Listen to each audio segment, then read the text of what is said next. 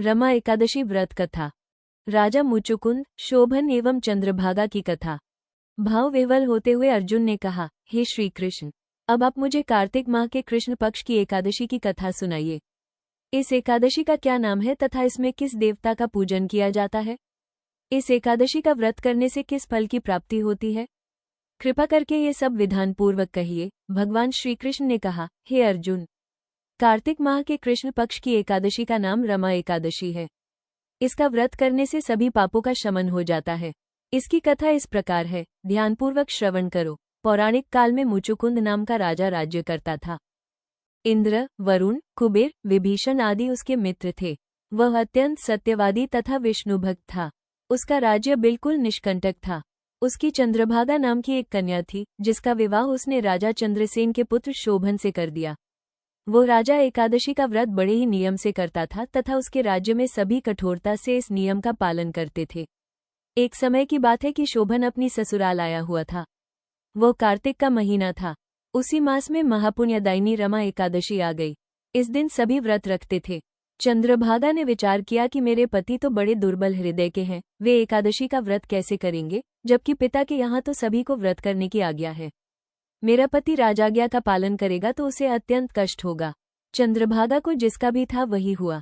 राजा ने आदेश जारी किया कि इस समय उनका दामाद राज्य में पधारा हुआ है, अतः समस्त प्रजा विधानपूर्वक एकादशी का व्रत करे। जब दशमी आई तब राज्य में ढिंढोरा पिटा। उसे सुनकर शोभन अपनी पत्नी के समीप गया तथा बोला, हे प्रिय, तुम मुझे कुछ उपाय बतलाओ, क्योंकि मैं उपवास नहीं कर सकता। यदि मैं उपवास करूंगा तो अवश्य ही मेरी मृत्यु हो जाएगी। पति की बात सुन चंद्रभागा ने कहा, हे स्वामी, मेरे पिता के राज्य में एकादशी के दिन कोई भी भोजन नहीं कर सकता।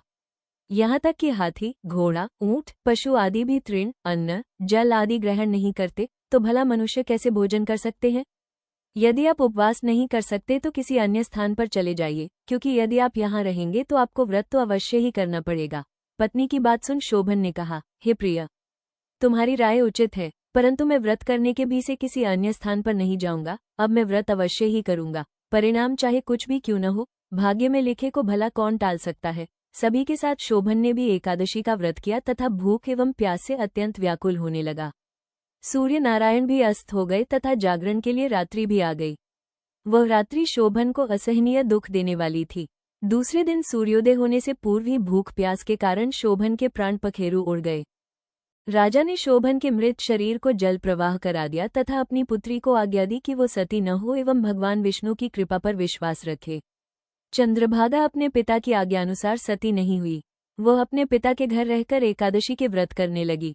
उधर रमा एकादशी के प्रभाव से शोभन को जल से निकाल लिया गया तथा भगवान विष्णु की कृपा से उसे मंदराचल पर्वत पर धन धान्य से परिपूर्ण तथा शत्रु रहित देवपुर नाम का एक उत्तम नगर प्राप्त हुआ। उसे वहां का राजा बना दिया गया। उसके महल में रत्न तथा स्वर्ण के खंभे लगे हुए थे। राजा शोभन स्वर्ण तथा मणियों के सिंहासन पर सुंदर वस्त्र तथा आभूषण धारण किए बैठा था। गंधर्व तथा अप्सराएं नृत्य कर उसकी स्तुति कर रहे थे। उस समय राजा शोभन दूसरे इंद्र के समान प्रतीत हो रहा था। उन्हीं दिनों मुचुकुंद नगर में रहने वाला सोमशर्मा नाम का एक ब्राह्मण तीर्थयात्रा के लिए निकला हुआ था। भ्रमण करते करते वो शोभन के राज्य में जा पहुंचा तथा उसको देखा। वो ब्राह्मण उसको राजा का जमाई समझकर उसके निकट गया।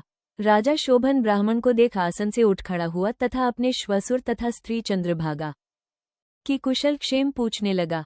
शोभन की बात सुन सोमशर्मा ने कहा, हे राजन, हमारे राजा कुशल से हैं तथा आपकी पत्नी चंद्रभागा भी कुशल है।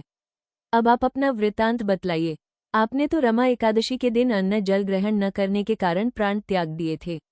मुझे बड़ा विस्मय हो रहा है कि ऐसा विचित्र एवं सुंदर नगर, जिसको न तो मैंने कभी सुना और न कभी देखा है, आपको किस प्रकार प्राप्त हुआ? इस पर शोभन ने कहा, हे देव, ये सब कार्तिक माह के कृष्ण पक्ष की रमा एकादशी के व्रत का फल है। इसी से मुझे यह अनुपम नगर प्राप्त हुआ है, किंतु यह अस्थिर है। शोभन की बात सुन ब्राह्मण बोला, हे राजन, यह अस्थिर क्यों है तथा स्थिर किस प्रकार हो सकता है, आप मुझे समझाइए।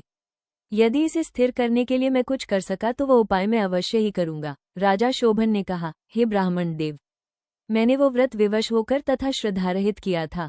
उसके प्रभाव से मुझे यह अस्थिर नगर प्राप्त हुआ, परंतु यदि तुम इस वृतांत को राजा मुचुकुंद की पुत्री चंद्रभागा से कहोगे तो वो इसको स्थिर बना सकती है।